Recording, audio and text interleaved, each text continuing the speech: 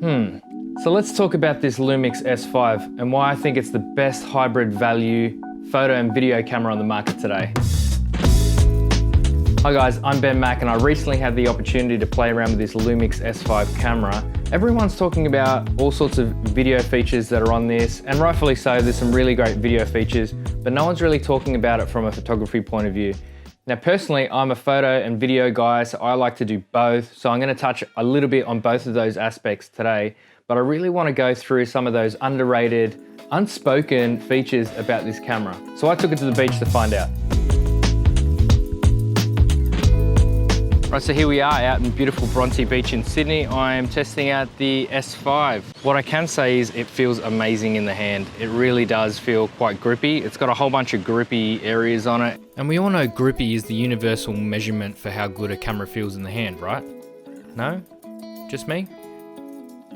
And it also has this flippy dippy screen, unlike its big brother, the S1, which I also had a chance to play with earlier in the year. And I found that thing was just way too heavy, and it just didn't seem, it was just too much in the hand, where I feel like this one is just a little bit more compact. Which I also think is half the battle. You know, we're always after these cameras that are really small and compact, but we also want it to feel really great in the hand. You know, and I think this is where the S5 really excels. It has both of those areas really well covered. I've got it paired here with the 70-200 2.8, and it is quite light in the hand, so it actually is quite a compact unit.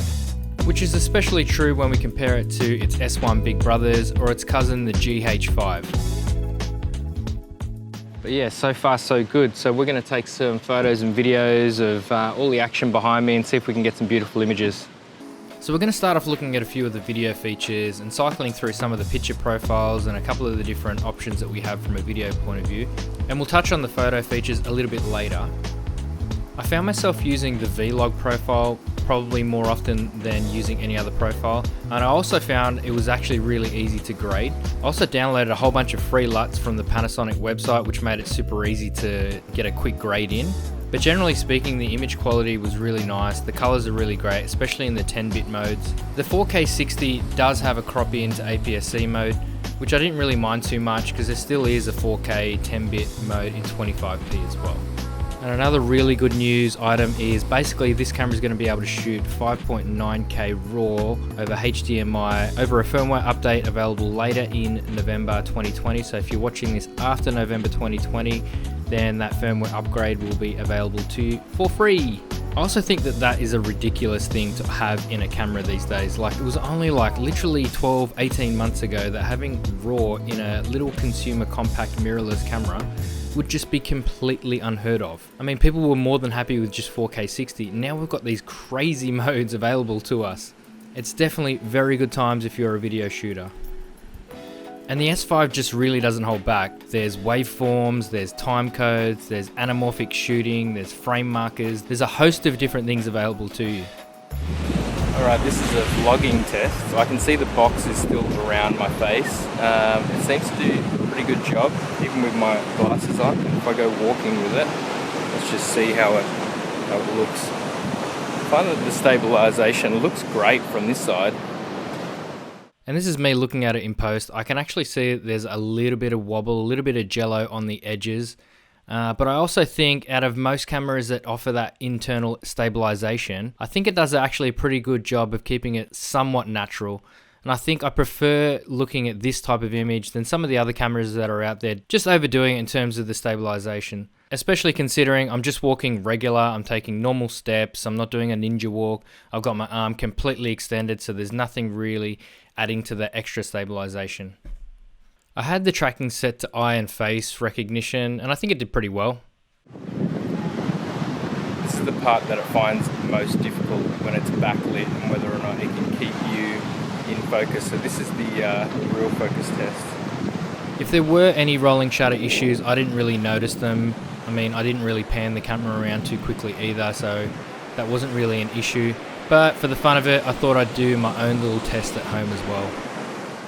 So this first test is in 4K 25, and then I thought I'd give it a go in 4K 50 because I heard that that was a little bit better in terms of rolling shutter. But for me, like if I put them side by side, they look pretty similar. Now, I'm not sure about you, but I rarely film action like this. And if you do, I would really love to know what you're shooting.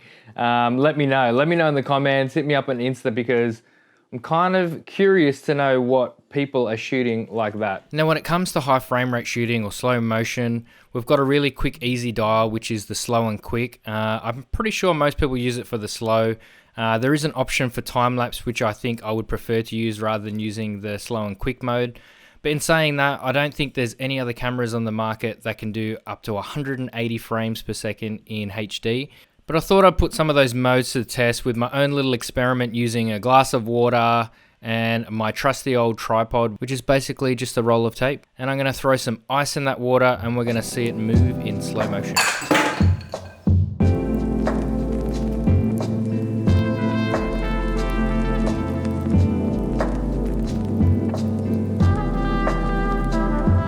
As I said before, I feel like there's a whole bunch of underrated, unspoken features of this camera that no one's really talking about. Now, some of these apply to video too, but hopefully if you're a photographer, you'll be able to find at least one of these features really helpful to you. Now, the S5 is a 24 megapixel camera, which in and itself is pretty good, especially if you're upgrading from the 20.3 megapixels that you get from a GH5. But the other great thing is this high resolution image mode. And basically what you can do is you can turn your photos into a 12,000 by 8,000 pixels, which basically is 96 megapixel images, is incredible. I mean, have a look at this detail that you can zoom into on the basketball. And then there's the live view composite, which is basically for those people who like to do light painting or light trails or trail painting or painting of the light or any of that sort of stuff. And the great thing about live view composite is any light source that's in the frame doesn't get any brighter. It only adds new light sources and you can watch it happen in live view, which is pretty incredible. And correct me if I'm wrong, I'm pretty sure this is the only full frame camera that has this option. And then once you're done, it actually saves it in a raw file as well, so you can go to town on it in your Lightroom or whatever your editing program is. Now, shooting time-lapse internally on a camera is nothing new, but there is one very special thing that this camera does that I'm pretty sure no other camera does, and that's something called exposure leveling. Now, if you're not familiar with exposure leveling, if you know anything about the holy grail of time lapses, which is basically a time lapse from day to night, getting your exposure correct is super difficult and it takes a lot of post-processing work. This does it all for you in the camera. And a handy little tip for saving some battery is hitting this LVF button on the back, which basically turns off that main screen and only adds it to the viewfinder. Or maybe you've got one of those big schnozzers that's always touching the back screen while you're shooting photos. This is definitely going to help out a lot too. Now for this time lapse, I actually did make the mistake of not setting it to manual, and you can see it actually flicker trying to find its focus. But apart from that, I found it really easy to use, and by the time the time lapse is finished, you've got the option to turn the whole thing into a video if you want, or just keep it as photos. But I have to say, one of the biggest underrated parts of this whole camera is its ISO performance. So I'll try to explain what I'm doing here. If you look down in the bottom left, I've got the ISO just ticking away, going up higher and higher. And we're looking at how much noise and grain is in the image. And I really apologize if you haven't got your Christmas tree up. I've got 3 girls. We get our Christmas tree up nice and early every year. And for this shot, I really hope YouTube doesn't compress it too much, because what I'm finding is 12,800 is the limit of where I think you can get a really good clean image. And I'll stretch it all the way up to its max ISO so you can have a look, and then I'll bring it back down so it's perfectly exposed. But for me, I think the sweet spot is 12,800 is the max usable ISO for pretty much any occasion. I mean, if you had to, you can stretch it to 51,000, but if you look here at 300%, 12,800 is the sweet spot. Now, although the S5 is limited in its burst shooting to roughly around 7 frames per second, there is a tricky way that we can bump that right up to 60 frames a second. So all we need to do is just flick it over to 6K or 4K burst mode. Now in 6K, that's roughly a 20 megapixel image.